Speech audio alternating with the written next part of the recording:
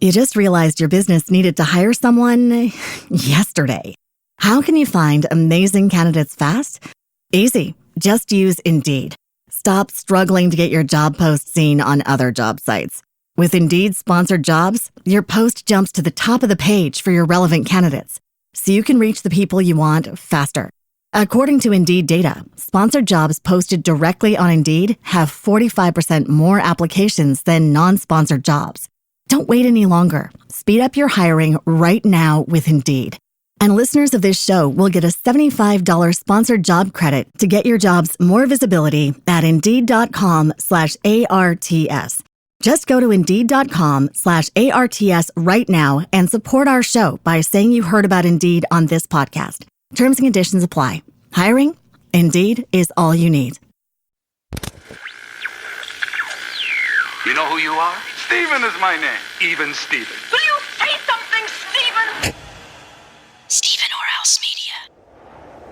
You're listening to the Superman Super Show, episode number 73, Jackson's Murder Ring.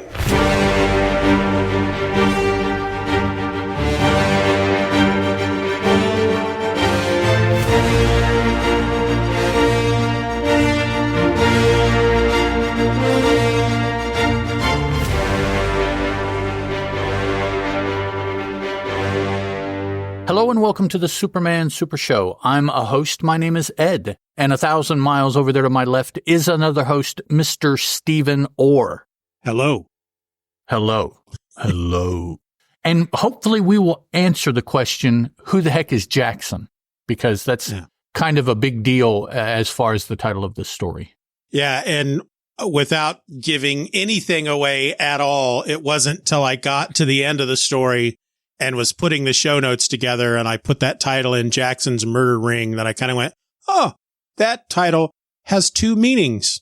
Kind of, yeah. Yeah, I sat there for several minutes trying to piece together on the last, I guess it would be page or maybe 2 pages, the three dudes and the color suits and who did what and said what and Superman did what. And, you know, I have a little chart here. Again, this is a story that had 2 parts.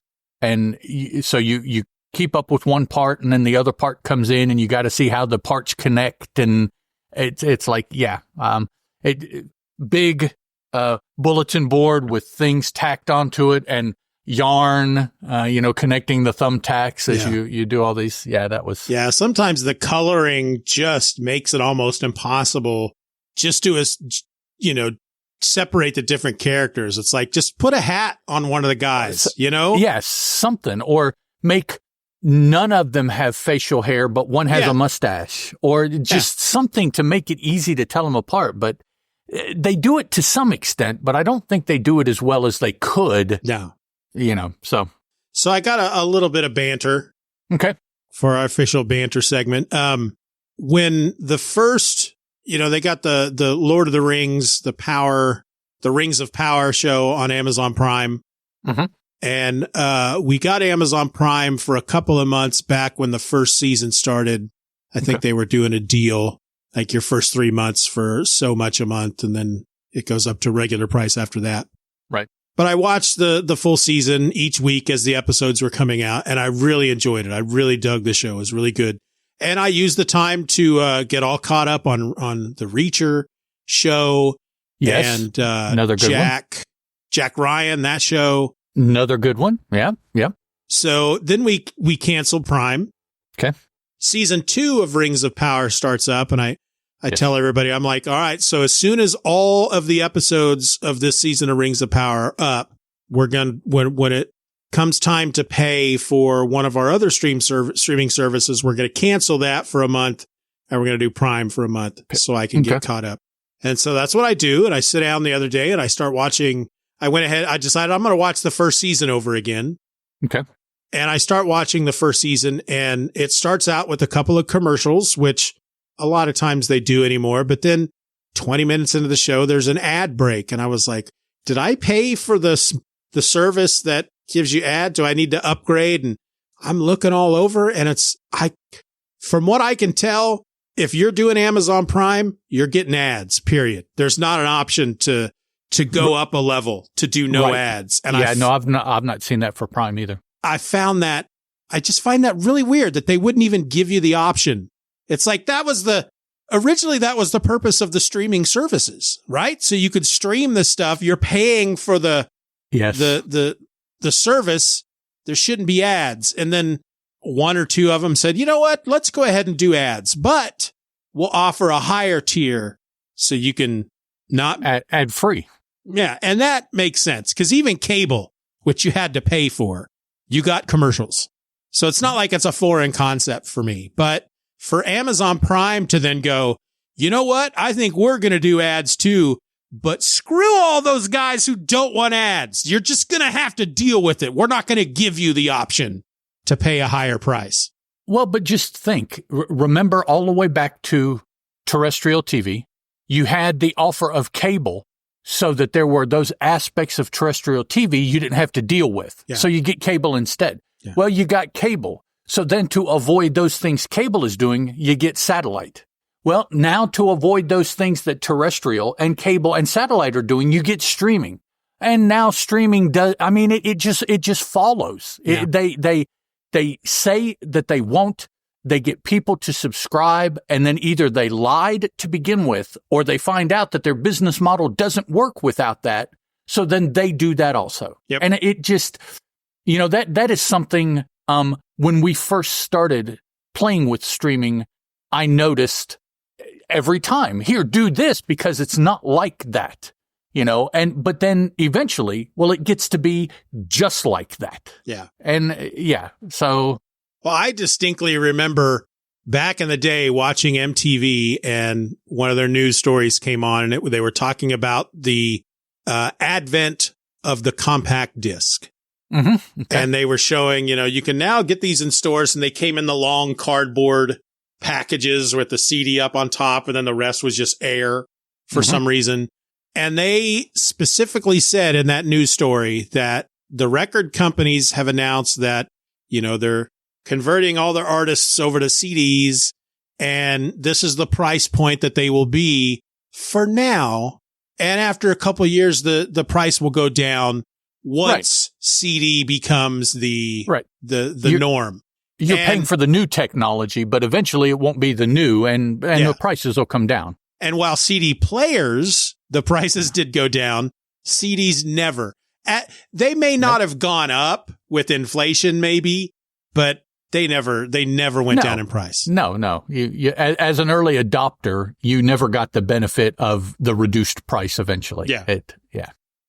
Speaking of Amazon Prime, now that there is a second season of Reacher that should be available also. Yes, I think I've watched the first two seasons. And I know that there's a third season coming.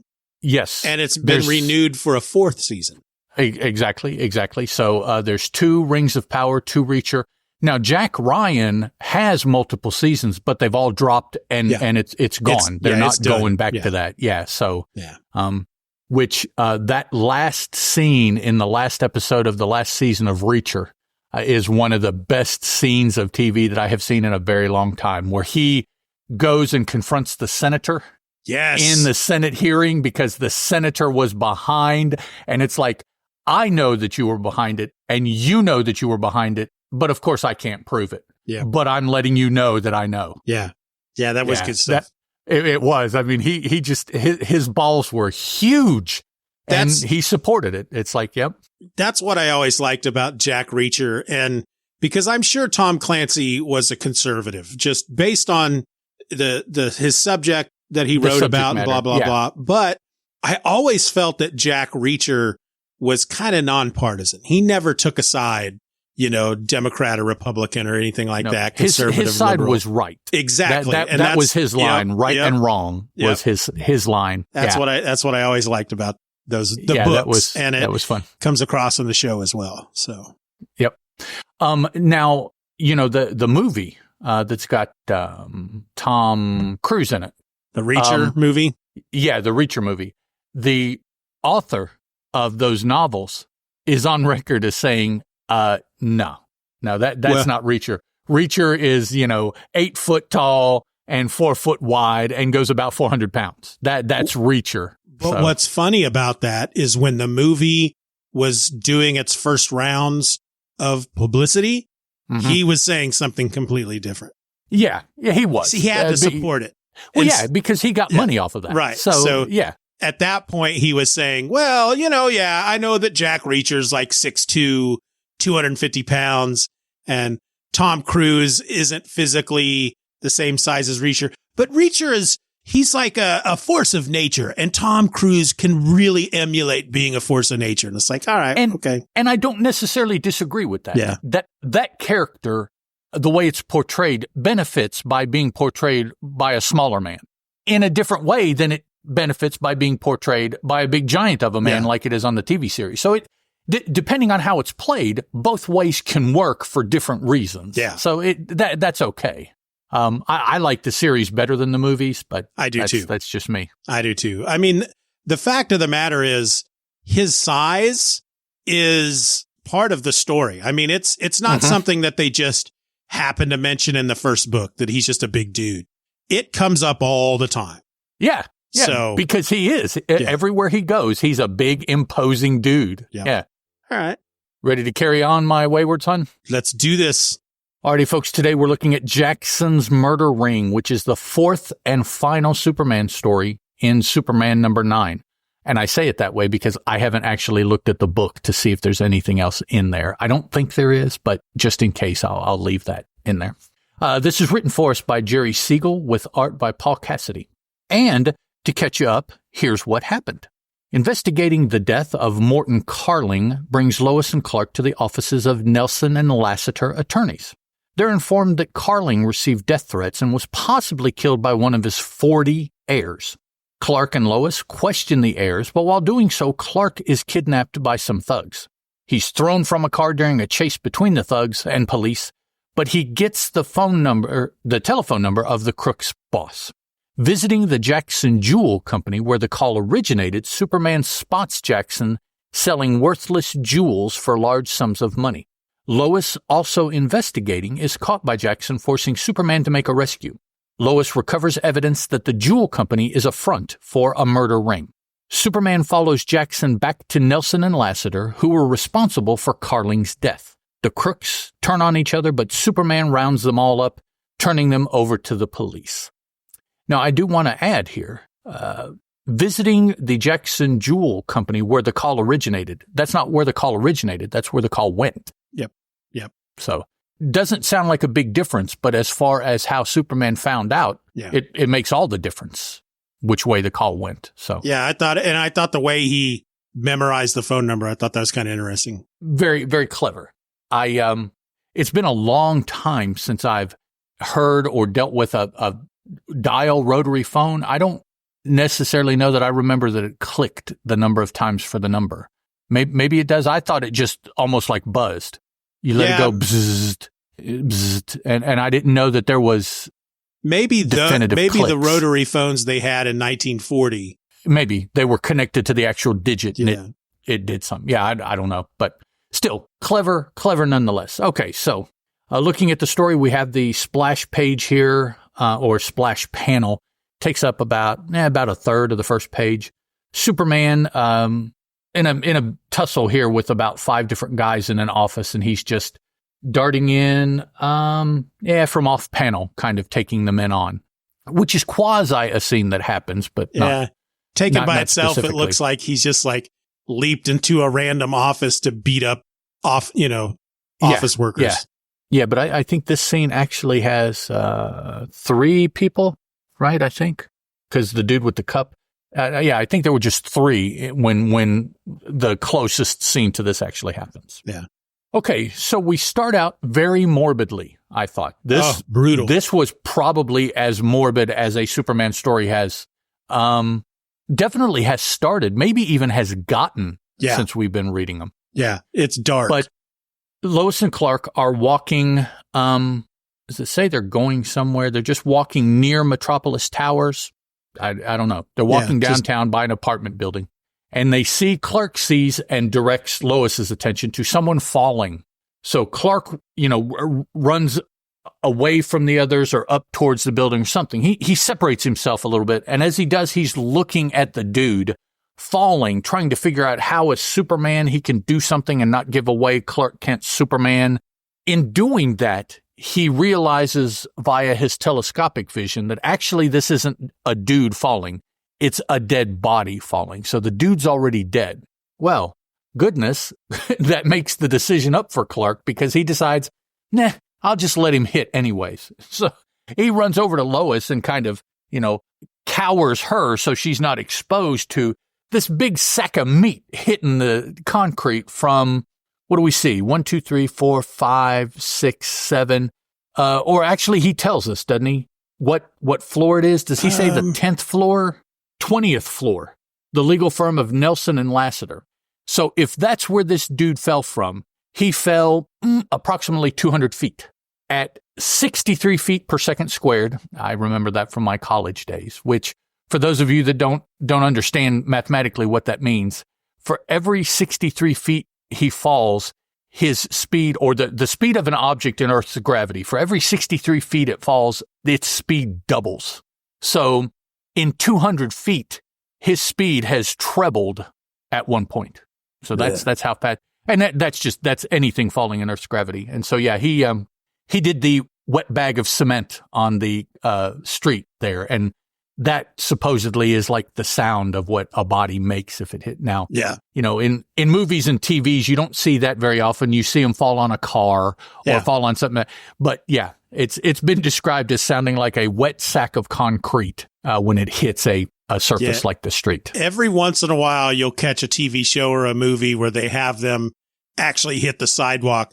And it's like if they hit a car, something like that, it's like it's bad. It's always like, ugh. But when they just hit the ground like that, you're just like, oh. Yeah, and it just. So reading this, it's like all they put is the word thud.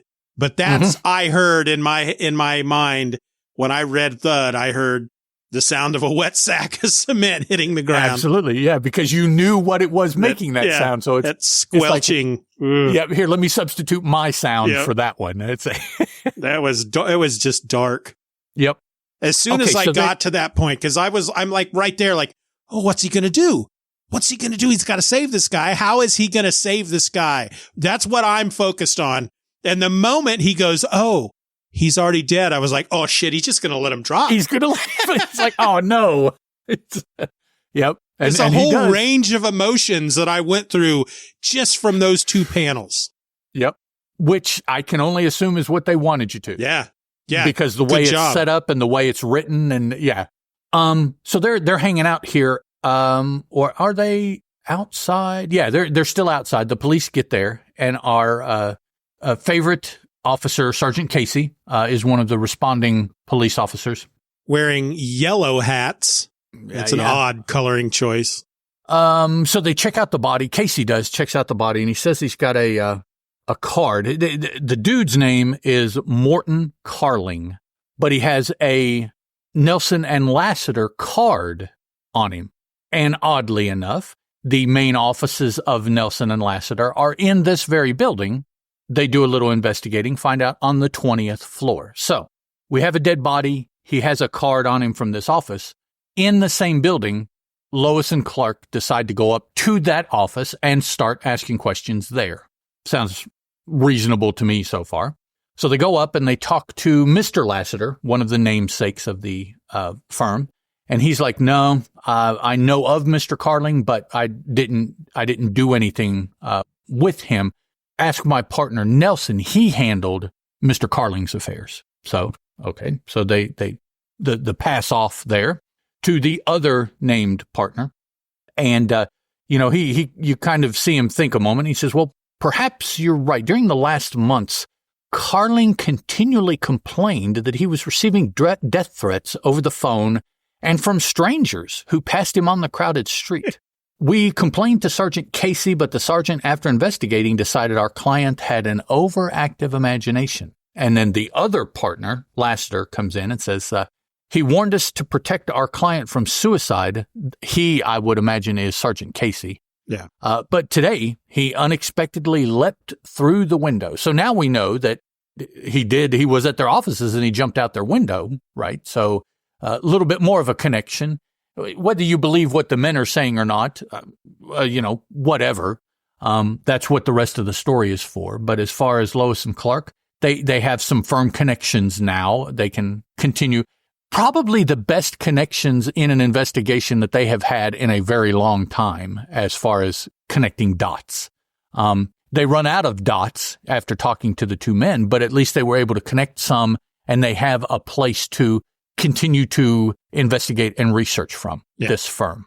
Then, who is it? Nelson tells them he was left a life interest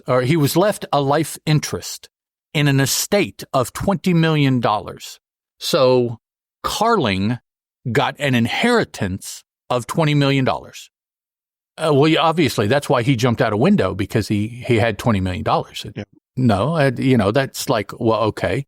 Now that he has passed, 40 new heirs will each inherit $500,000. No explanation of how in the heck this man has 40 heirs. And I mean, are they related, or was it just written, these are people I worked with, or who knows? But 40, 40. Usually you'll see, 2, 3, 5, and they're all family, maybe cousins and stuff. But no, this is 40 heirs, and they don't say anything more than that. Right. I don't know. I'm assuming the purpose of coming up with 40 heirs, of course, is that leaves a lot of suspects. And Lois has to go investigate 20 of them. Clark has to go investigate 20 of them. But we don't see them really. They could have said 10, and it would have had the same impact. Well, they could have said a couple. Yeah. One is on this side of the country, and one is on that side of the country. And that would have separated them just as easily as anything else. I mean, ultimately, that's what they're wanting to do. Once again, they're wanting to send Lois in one direction and Clark in another. Yeah. So they do that. As Steeven said, Lois takes 20 and Clark takes 20, and Clark whines about having to talk to 20 people. He sure does.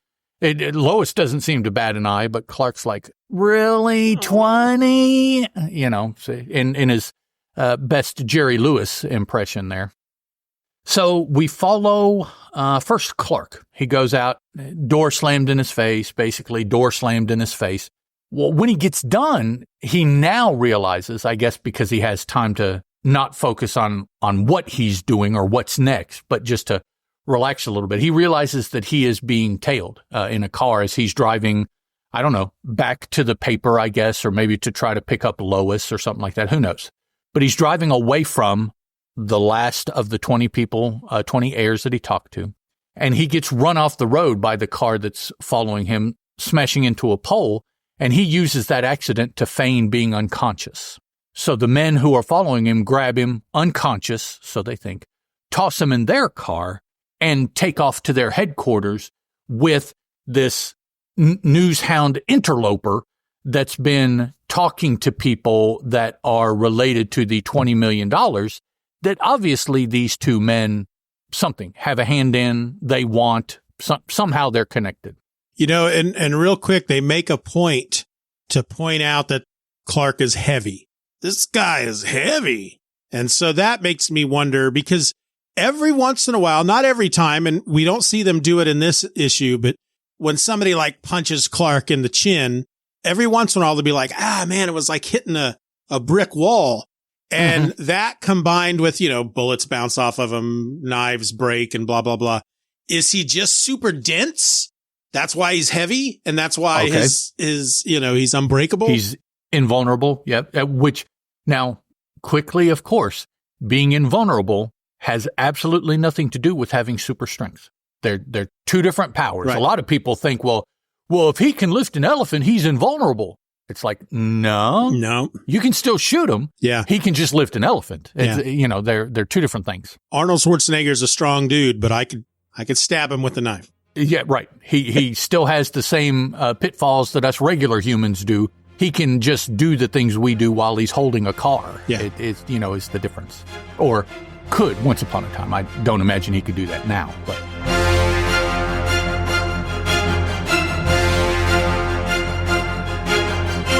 The Superman Super Show will return after these messages. You just realized your business needed to hire someone yesterday. How can you find amazing candidates fast? Easy. Just use Indeed. Stop struggling to get your job post seen on other job sites. With Indeed sponsored jobs, your post jumps to the top of the page for your relevant candidates, so you can reach the people you want faster. According to Indeed data, sponsored jobs posted directly on Indeed have 45% more applications than non-sponsored jobs. Don't wait any longer. Speed up your hiring right now with Indeed. And listeners of this show will get a $75 sponsored job credit to get your jobs more visibility at Indeed.com/ARTS. Just go to Indeed.com/ARTS right now and support our show by saying you heard about Indeed on this podcast. Terms and conditions apply. Hiring? Indeed is all you need. And now back to the Superman Super Show.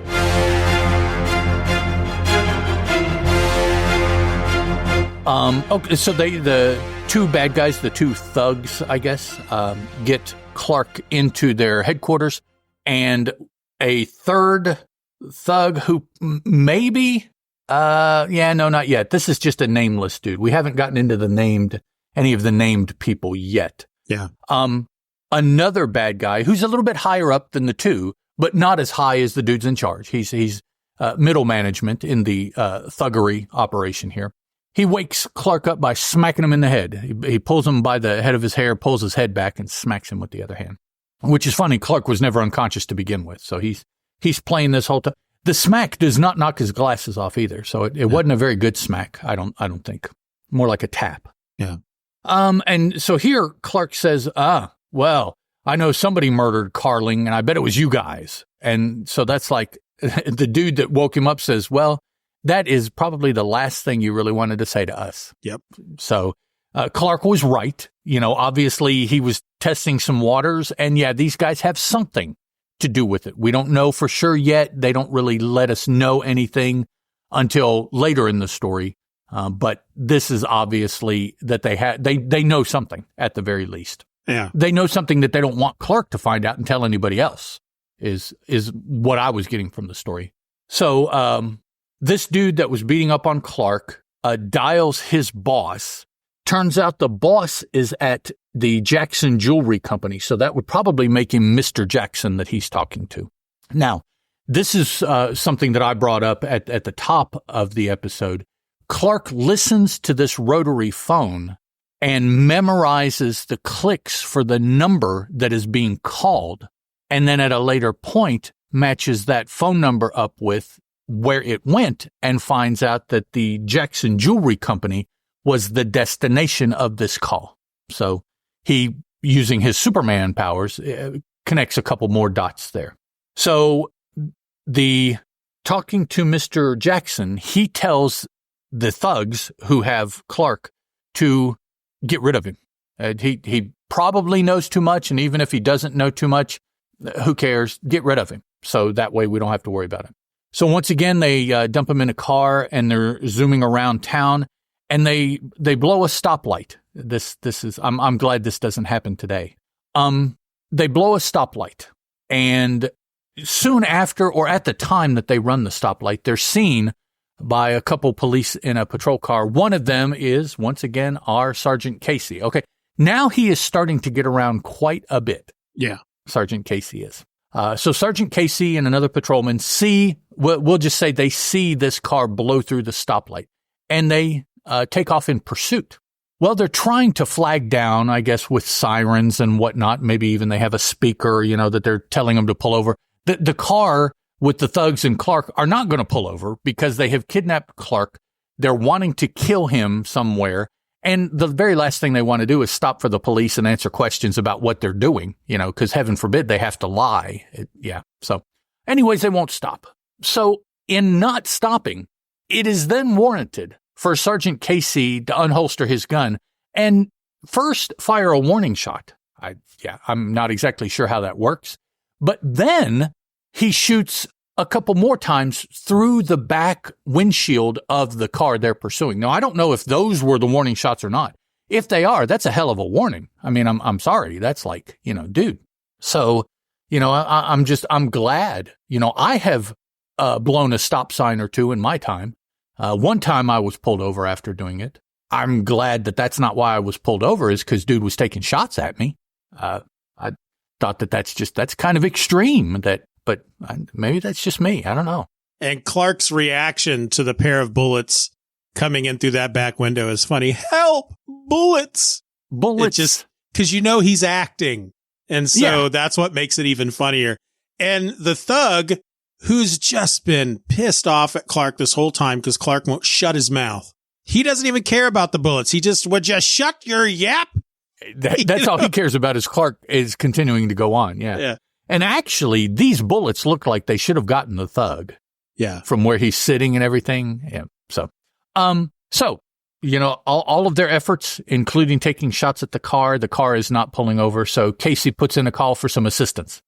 In answer to Casey's broadcast, police cars head toward James Street from all directions. So I now am getting the image of like an O.J. Simpson type car chase, where the car, you can't outspeed them. So you're going to slow down to 15 miles an hour and just keep going, not stopping. And the cars are just starting to pile up and back up behind you. I pictured that kind of car chase, as opposed to the everybody zhuzhing by at 80 miles an hour, just car after car after car. I don't know. I like the first image better. I'm kind of picturing that last car chase scene in the Blues Brothers.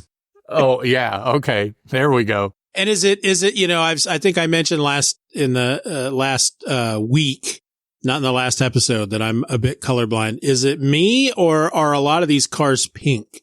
No, they seem to be pink. Okay. Within this one panel. I don't know if that's the car they're chasing, or it shouldn't be Lois's car, although Lois's car is in two different colors here below. Yeah. Yep.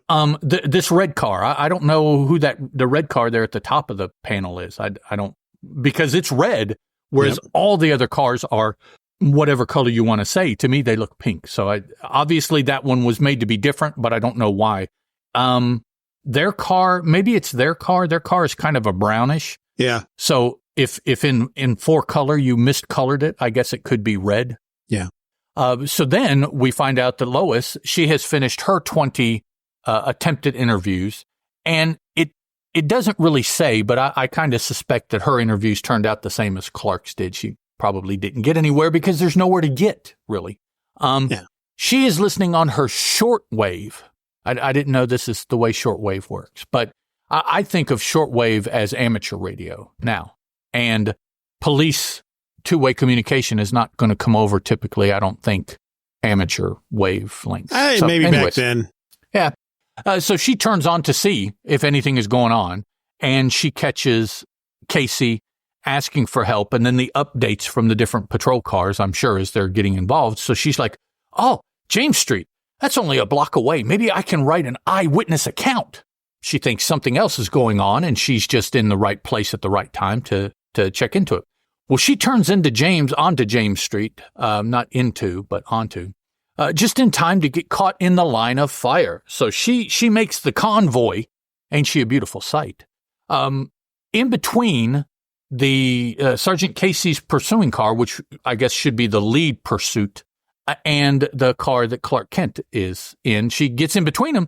So she gets in the line of fire as Casey is continuing to fire on this car. Apparently, his couple times that didn't do anything weren't enough. He just kept going after all.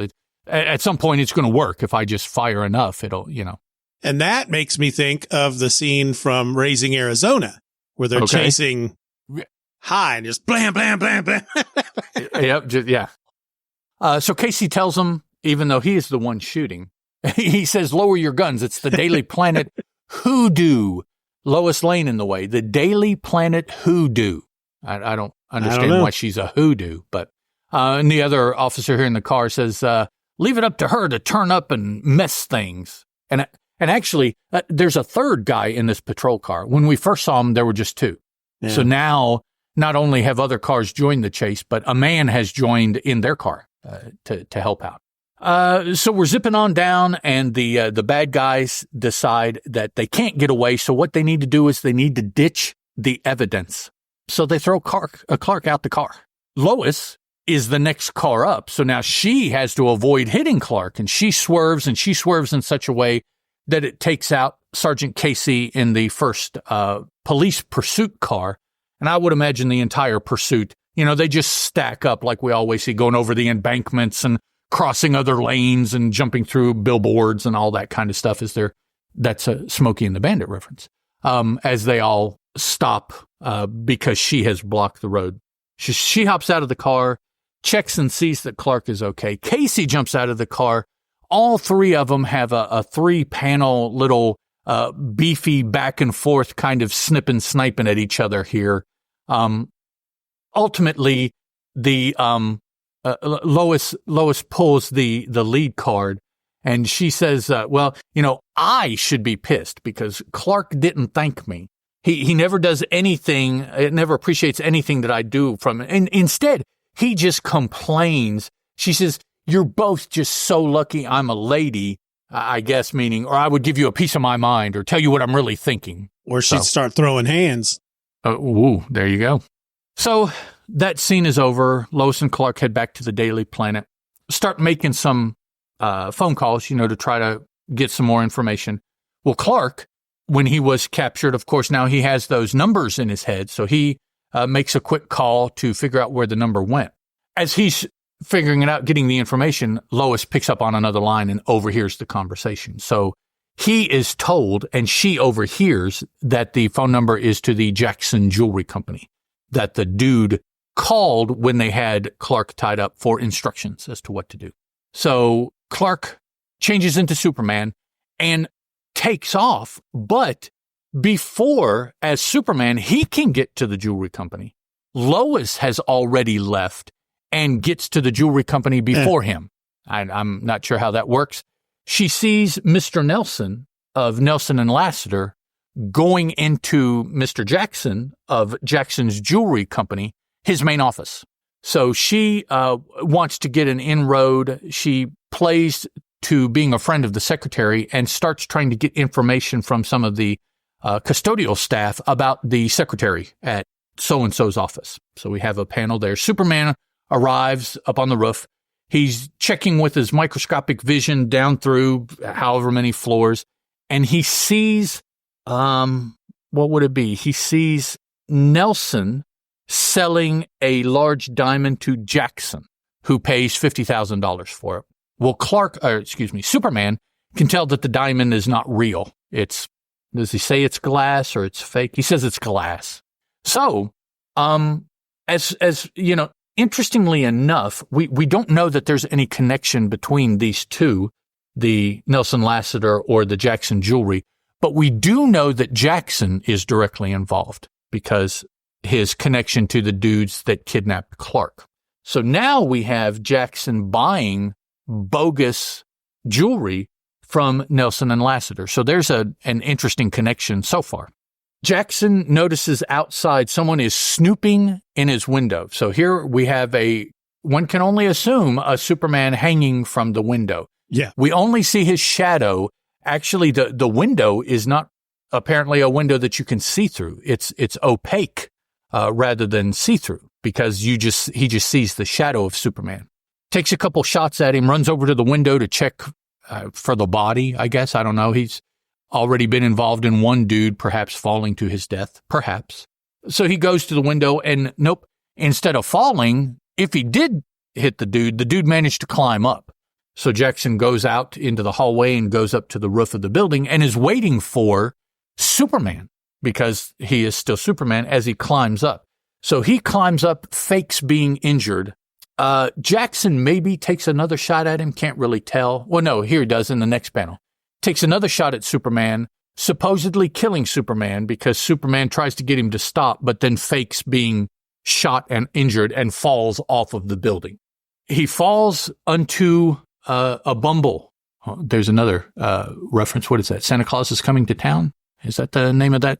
Bumbles don't bounce. It's Rudolph the Red-Nosed Reindeer. Yes, sorry. And actually, at first, bumbles do bounce. Yeah. Like Superman, he bounces off of the street, and we don't know because we have a couple panels here. We have a narration panel, and then we have a Mr. Jackson talking to Marjorie Farnsworth, who is his secretary, who they made it a point to give her first and last name, and is the one that Lois was trying to buddy up to get information, to get access ultimately to Jackson's office when she saw Nelson go in. So this was the secretary. As I said, in two different panels, we get her first name and then we get her last name. So Marjorie Farnsworth apparently is important enough that we get the whole name. Now we get back to Superman, who is bounced, and instead of holding, although this counts, it's a subset of the count that I've been making, as is the other one. That's a subset. You don't know it was Superman because you couldn't see him, but come on, it was Superman. Yeah, so it counts. So that's a holding sub, shadow, and this is sub, because actually what he's doing is he's jumped up and he's reached out with one foot, and with one muscular foot and leg, he's holding himself out suspended from the window with just his tippy toe on the eave of the windowsill, so that he can look in and once again see what Jackson is doing. So this is Jackson calling to say that he's getting ready to bug out because Superman saw him. And whoever he's talking to tells him, well, no, since you've got Superman there, I'll give you $100,000 if you take care of Superman. So he just spent $50,000. And so if he does this, he can make that back plus another 50. So he'll be pretty good. Mm-hmm. We then cut to Jackson's office again, although that doesn't look like Jackson. Isn't that where Marjorie Farnsworth is? And then it's the office, but that's just some other dude that works in the office. Another person in the Nelson and Lassiter, whatever kind of offices. Are they lawyers? It's a jewelry store, which is weird that they have a receptionist. Jackson. I'm sorry. Yeah, it's the Jackson. Yeah, jewelry with offices and like it's a corporate part of the jewelry, like a chain or something. So again, Lois now has information that she's going to use through her knowledge of Marjorie and family and pretending to be a friend. She sneaks a ledger and a small black book. Yeah, of course, the little black book and the ledger from Jackson's office while this other dude here has his back turned. And before she can leave with these items, a couple of the thugs, presumably the two dudes that had kidnapped Clark and threw him out of the car and all that stuff, come into Jackson's office to update Jackson on all the happenings, because this is the first time, I guess, they finally were able to get away from the massive police chase where the whole city turned out after him. And did you mention that Lois's clever disguise that she's wearing?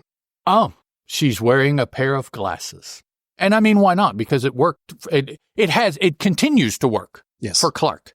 Going on, 90 years, 80 some years. It's been enough of a disguise for Clark. Lois, unbeknowing, decides to try it too. That's all she needs is a pair of glasses. Well, we find out that perhaps it's not sufficient, because these two thugs are like, something about her. And they start to hassle her and finally grab her up and take the glasses off. And they're like, it's what I thought. You're Lois Lane. I know you. And so now her disguise is blown. The thugs tell Jackson who she is. She's a reporter. They know that she was involved with talking to the heirs also. So some aspect of that side of things they know she's involved with. Well, Jackson says, well, okay, if that's the case, then what we'll do is we'll just grab you up and we'll throw you in the safe here. And it's a big, huge walk-in safe. We'll throw you in the safe and keep you handy while we, take off, I guess.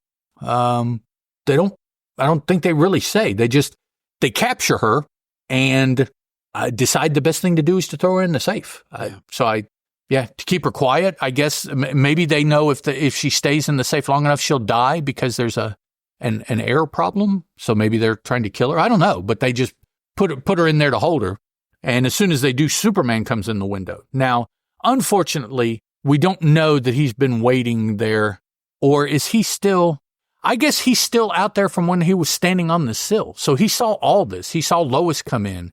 He saw her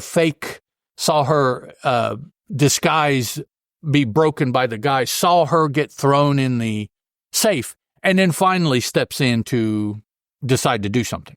They pull out pistols, bullets, no effect. Second time in recent memory that he has punched or thrown guns through the wall. Yeah.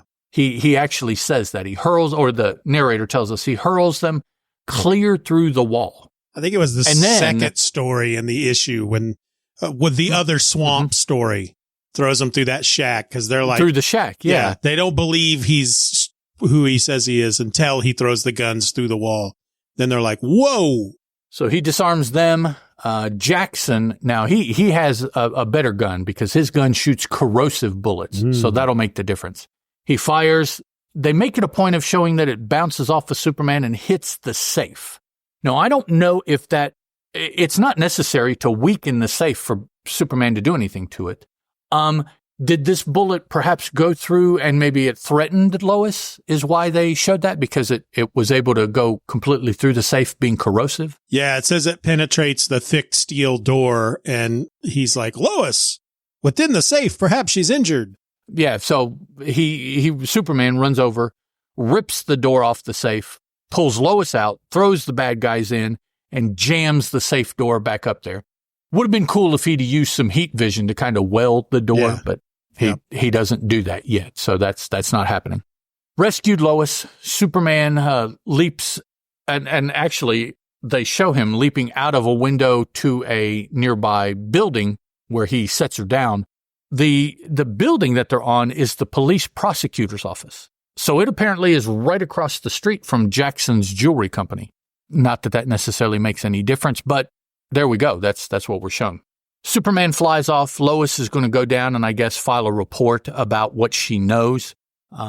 Next up, we see the bad guys in Jackson. They're able to break their way out of that safe where they were put up. Jackson makes a call and we see the other side of the call now. And, or do we? Is this Lassiter that takes this call? Jackson makes his call. I know of a way we can cover the Carling killing. Now listen. Yes. See, so I think that this is Jackson calling one of his cohorts. Yeah. And the cohort is who we see here. So that means that this would have to be either Nelson or Lassiter. So I'm going to assume it's Lassiter because of what happens a little bit later here. Yeah. Third instance in this issue of Superman hanging outside a window. This time, the window is at the corner of a building.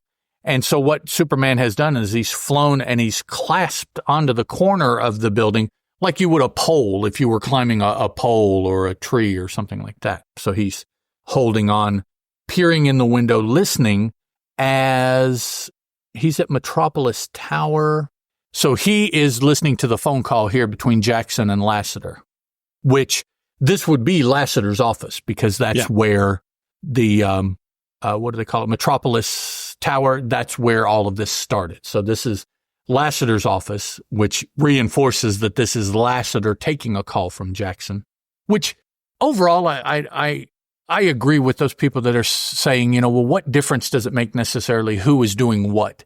I guess my point in trying to point that out is how difficult sometimes it is to keep up with who is doing what, just because of the nature of the artwork and the coloring and whatnot. Yep. Ultimately, in the story, does it matter? Overall, no. But as you're going through the story, it's kind of nice to be able to keep up with who's zooming who and whose boots are under whose bed and, what have you. So next up, we are at the prosecutor's office, which is where Lois was dropped off. So she's talking to the prosecutor. She's handing over the two books that she has. One is a ledger, which I think it even said it was a ledger. The little black book, though, it turns out, has a code. And I guess the code allows you to break something that is written in the ledger to fully understand all of the numbers. So I guess something in the ledger is coded. And this is the key to that code is the way I saw that.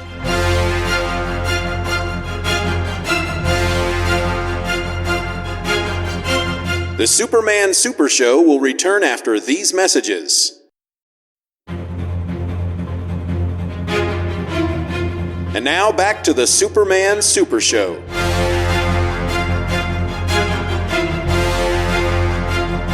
It can be seen that Morton Carling was murdered for $50,000 paid by George Steele, one of the heirs. So finally, we get a name for one of the 40, George Steele. I want to say that George Steele was a big, gruff, bear-looking dude that wrestled in like the 40s and 50s. George Steele. George the Animal. Was his name Steele? George. I think so. I'll look it up. It sounds familiar for some reason, and that's what I pictured was that wrestler. I know that probably isn't the reference that they're making, but that just popped into my head when I read that. So Lois and, of course, Sergeant Casey and all their other squad cars are going to the Jackson Jewelry Company because she knew via, that's him. George the Animal Steele. Yep. Steele. Okay. That's well, cool. Memory doesn't fail me for once. Going to see whatever. She's lost track of Clark. She doesn't know necessarily what Superman's doing, but she knows that her next step is at this Jackson Jewelry Company with the police in tow because of the little black book in the ledger here. So they head off that way. We go to the Jackson Jackson Jewelry Company. And we have Mr. Jackson, Mr. Nelson, and Mr. Lassiter, all of the namesakes for the two companies, and all three of the bigwigs, as far as we know in this. So they're all there, talk about who's going to do what and everything, and finalize all of this and put all of this stuff to rest. Well, Nelson decides that he is going to poison Jackson, okay? Now, Nelson and Lassiter are working together up to a point. Lassiter was not key on Nelson poisoning Jackson. He didn't know about that. That is probably an attempt to take out one person that knows, and so there's one less person that can turn evidence on the whole thing. Superman comes in just in time to save Jackson from taking the poison. When he hears... If I can interrupt. Yes. It's Jackson is the one who puts the poison. It's Nelson that Jackson is trying to kill. Nelson is the guy. I guess he doesn't. Oh, yes. He's their loose end. Right. Yeah. So he and Lassiter, I think, are involved in some shenanigans. Yeah. Because Lassiter admits that, but not necessarily all of this stuff with the killing and the air and all that. So in finding out that his buddy here, his co-conspirator was going to be killed because of something he knows, Lassiter just basically states evidence on all of it. And there's this little soliloquy. He says, Lassiter here, trying to sneak out and leave me in the lurch, huh? Well, then listen to this. Lassiter hired one of my men to bash and shove Carling through the window when Nelson was out of the room. He had Nelson buy that worthless diamond for him, and now he wanted me to poison Nelson so that it would look like suicide. Then he was going to pin all the blame on Nelson. Oh, okay, I'm sorry. That is Jackson, right? Yeah, I guess it's Lassiter that's like, my partner and accomplice in murder? If that's true, I insist he be prosecuted. Right. And that's when Jackson's like, oh, yeah? Well, let me tell you about Lassiter. Didn't know any of this. Yeah, so anyway, the story and then this little thing here just left me kind of confused. It wasn't, I don't think, necessarily as clear as it could have been done. So plus, again, you've got the three men, and they look just very, very similar, when you look at them. And so. Yeah, so basically, the Lassiter and Jackson were working together. Nelson, I guess, didn't quite understand what was going on. Lassiter used Nelson to buy the diamond for $50,000. And then they were going to poison Nelson and kill him to make it look like a suicide. And then Lassiter was going to blame it all on Nelson. This is all Nelson. We didn't know anything about it. Obviously, it weighed on his conscience because he killed himself. So then, with the jig being up, Nelson decides that he's going to try to run away. He's going to shoot Lassiter. Superman intervenes, grabs that bullet. That's he hasn't grabbed bullets with his hands or blocked them with his hands very often. So This is one of the few times so far he's done that. I know he has actually snatched them a couple times with the fingers there, just plucking them out of the air. So then Nelson gets away, runs down to a car, tries to get away, but Superman grabs the car and flips it over on its roof, killing. We don't know that it killed him, but I don't know how you could truly toss a car like this and not, and the person inside live. But yeah. So that's what he did. I guess the police round everybody up. We have the final panel where it has become the competition between Lois and Clark as to who gets the story in about what we saw in the story, who gets the paper story in. So here, Clark, I'm still trying to figure out how you could have rushed that murder ring story into print before I did. And Clark says, maybe I have more ability than you give me credit for. And inside, he says, so far she hasn't guessed at my real identity as Superman, but this can't go on forever. Someday I'll make a slip. And then... So, you said that the title of the story, what was the exact title again? Jackson's Murder Ring was a double entendre. What were the two entendres, if that's a word? Because you can get a ring at a jewelry store. Okay, so that was the second. The first one was the obvious murder and everything. And being a jeweler, you can get a ring, and Yeah, that's why I was like, sort of. Yeah, unfortunately, they didn't use a ring for anything. That would have been obvious double entendre. Lois faked and bought an engagement ring to get involved or something like that, and it would have. And this could be one of those, because a lot of these stories, if, when I'm putting the notes together and I go to Mike's Amazing World of Comics, they always have like notes, and most of these stories were originally untitled, and it's like DC titles them after the fact. So probably when they start reproducing them to be able to keep them separate and call them up and all that kind of stuff.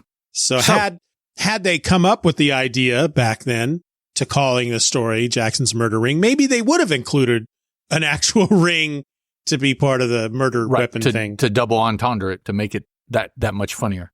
I don't know if kids back then would have necessarily gotten that or not. Hard to say. Okay, so this finishes up Superman issue number 9. What were your thoughts, if you have any left, about the story, and what were your thoughts about the issue as a whole?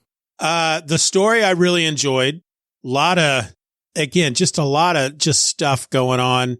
The ending, I had to really go through the ending a couple of times to really understand what was happening, to really understand that, Jackson gets away from the jewelry store.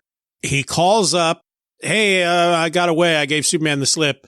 And whoever's on the other line says, well, I know how we can wrap this all up and get away with everything. And so I guess that idea was for Jackson to poison Nelson so that he and Lasseter could blame it all on Nelson. And then, but there's so much going on.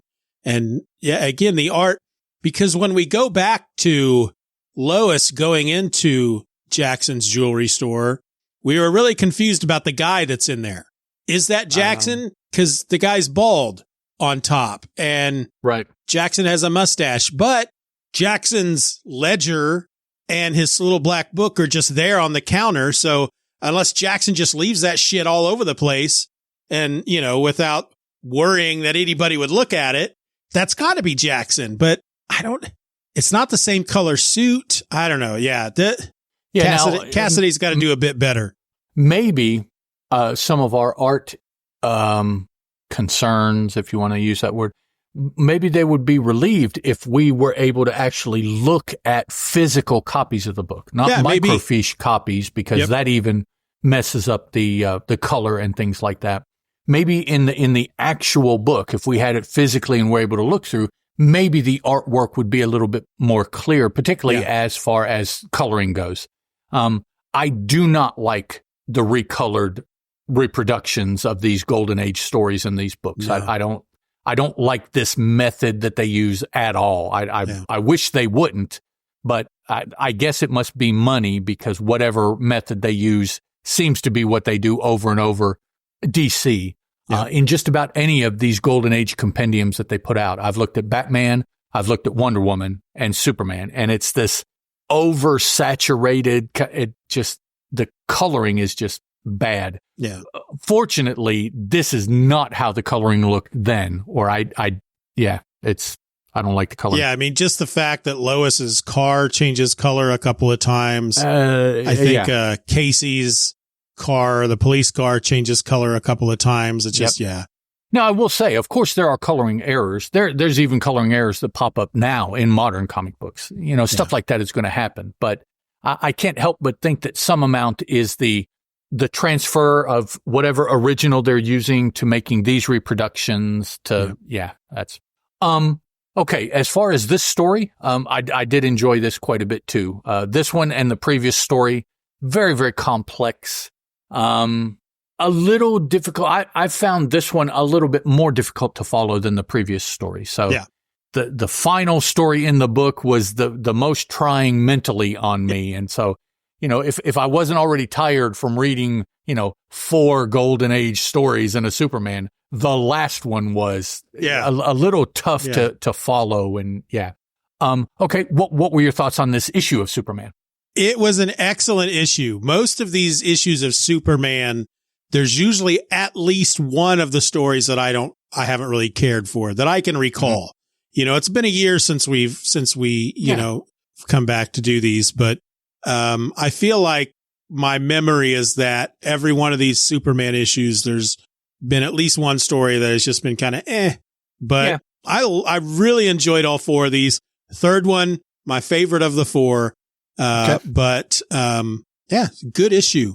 I will go so far as to say, I hope, having reached this particular plateau, that the writing is able to maintain this moving forward in the Superman books. Because if we start getting a book with 4 stories like this every time, these are going to be just massively fun to read. Yes. I don't know if that's possible, but I, at this point, after reading issue 9, I can certainly have hopes for issue 10. And I'll just move forward with that. And of course, issue 10 is the issue where they officially admit that he's flying. Okay. I look forward to seeing that. And before that, though, let me throw out, I mentioned this a couple episodes back. The next episode, we will be talking about a Superman story in a book that we have not talked about yet. Basically, I think we've been talking about just 2 books, Action Comics and then Superman's eponymous title, the Superman book. We've had the 2 New York Fair comics, but that's right. Those were one-offs. So this is a new book. This one should, I think, enter. I don't know if it enters the rotation right off the bat, but it will quickly enter the rotation of yet another Superman book that we have stories from. Well, go ahead and tell everybody what we're going to be looking at next. The next story is going to be a story from World's Best Comics, the first issue, which with the second issue, I believe, is going to be called World's Finest Comics. So that will be our next. And this, the cover that I have in this compendium is a cover of Superman, Batman, and Robin. And it tells us also that Zatara is included in this. So it's another anthology book. And those, right now, I don't know because I try not to look too much ahead so that everything that I say is relatively fresh. I try not to can too much of my thoughts and anything like that. So I haven't looked at this. I don't know. The cover tells me there'll be at least 3 stories. I don't know if that's all that there is or not. Looking at Mike's Amazing World of Comics, of course, we get 1 Superman story. Right. But there's a total of 1, 2, 3, 4, 5, 6, 7, 8, 9, 10, 11 stories. Superman, red, white, and blue. Don't know what that is. Okay, that's listed here on the cover too. I thought, okay. Crimson Avenger. Okay, I know him. Johnny Thunder. I know him. Young Doc Davis. Nope. Zatara. Know him. Giraffe. Nope. Nope. King. Nope. Punch Parker. No. Lando, Man of Magic. Nuh-uh. And the Batman story. Okay. So there are 11 stories in 96, and that's what the cover tells us here, 96 pages. So either all of them are relatively short, or some are going to be significantly shorter to give more pages to Superman and Batman, which I imagine would be the big ones. Crimson Avenger and Johnny Thunder, I also know from JSA. So they're moderately popular. Zatara, moderately. The other characters, including Red, White, and Blue, I don't believe I've ever even heard of any of the other characters. Perhaps someone who's listening that is more versed in DC Golden Age, maybe those characters will ring names. Like I know that like in Action Comics, there's 8 or 9 stories there full of people that I have no idea who they are because my interest has always been in the superheroes. So the doctors and the adventures and the romancy kind of things, I'm not as familiar with those. Well, I can tell you that the Superman and the Batman stories are each 13 pages each. Okay. Each 13 pages each. Zatara is 9 pages. And then at the lowest page count is the Drafty story at 4 pages. Ooh, wow. And the others are 6 to 8 pages. Okay.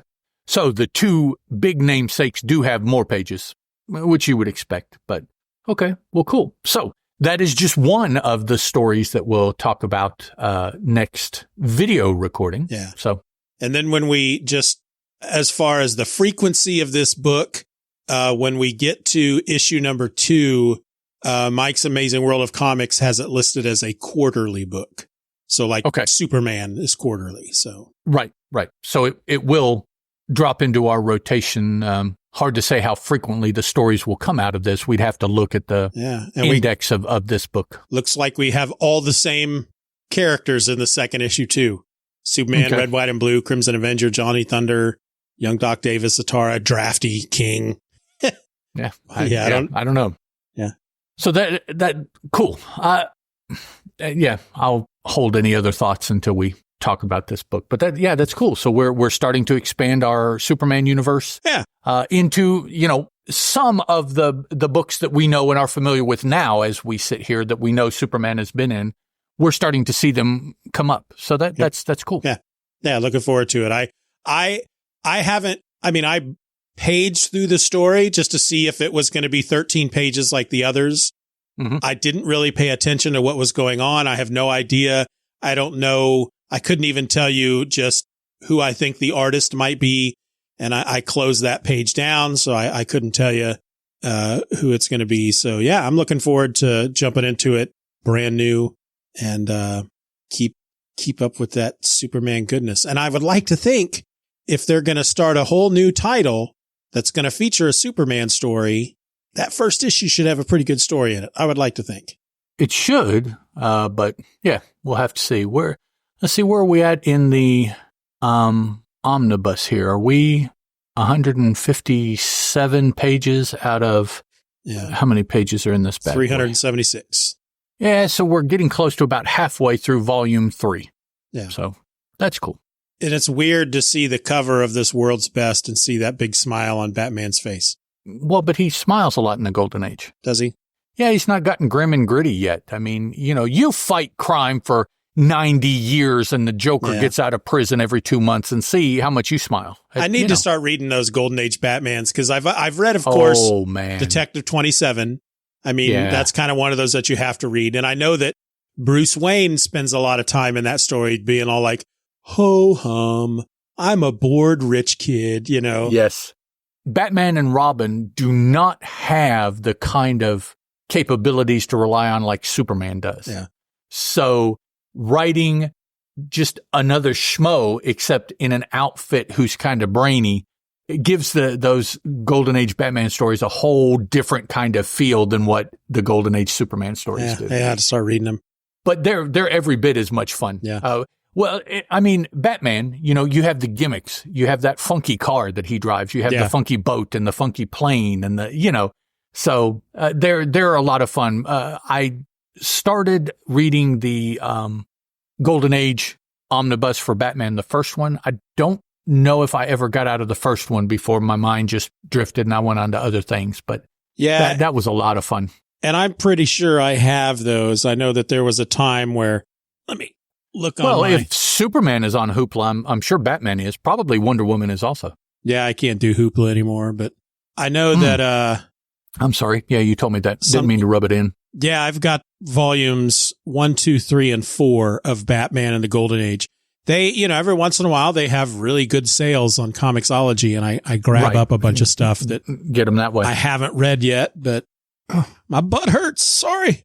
Well, I think we're at a place where we can finalize things and head out. Steven mentioned that his butt hurts, so I guess we should wrap this up. It's time to go. That's the sign.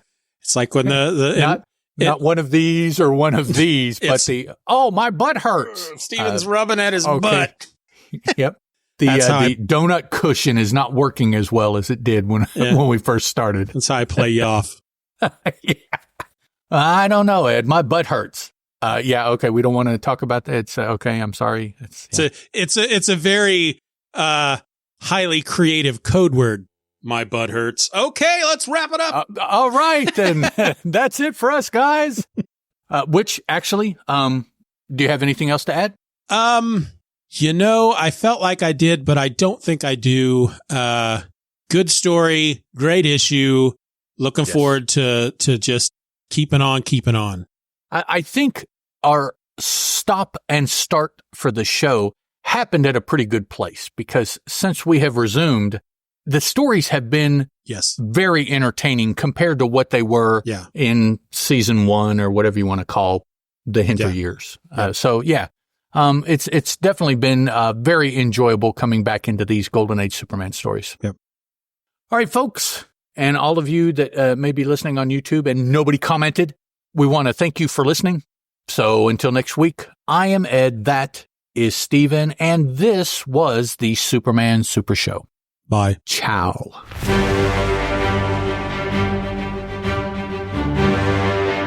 We want to thank you for listening to this episode of the Superman Super Show. Questions and comments can be directed to the Superman Super Show at gmail.com. If you enjoyed the show, you can help to boost our presence online by leaving a rating or review on your favorite podcast app. The Superman Super Show is a presentation of Steven or Else Media. For more nerdy content just like this, check out stevenorelse.com or just use the link in your show notes. Superman is a registered trademark of DC Comics and was created by Jerry Siegel and Joe Shuster.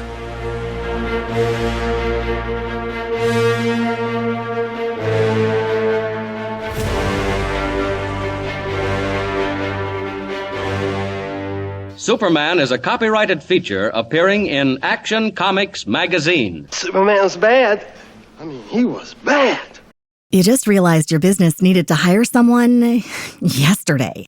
How can you find amazing candidates fast? Easy. Just use Indeed. Stop struggling to get your job post seen on other job sites. With Indeed sponsored jobs, your post jumps to the top of the page for your relevant candidates, so you can reach the people you want faster. According to Indeed data, sponsored jobs posted directly on Indeed have 45% more applications than non-sponsored jobs. Don't wait any longer. Speed up your hiring right now with Indeed. And listeners of this show will get a $75 sponsored job credit to get your jobs more visibility at Indeed.com/ARTS. Just go to Indeed.com/ARTS right now and support our show by saying you heard about Indeed on this podcast. Terms and conditions apply. Hiring? Indeed is all you need.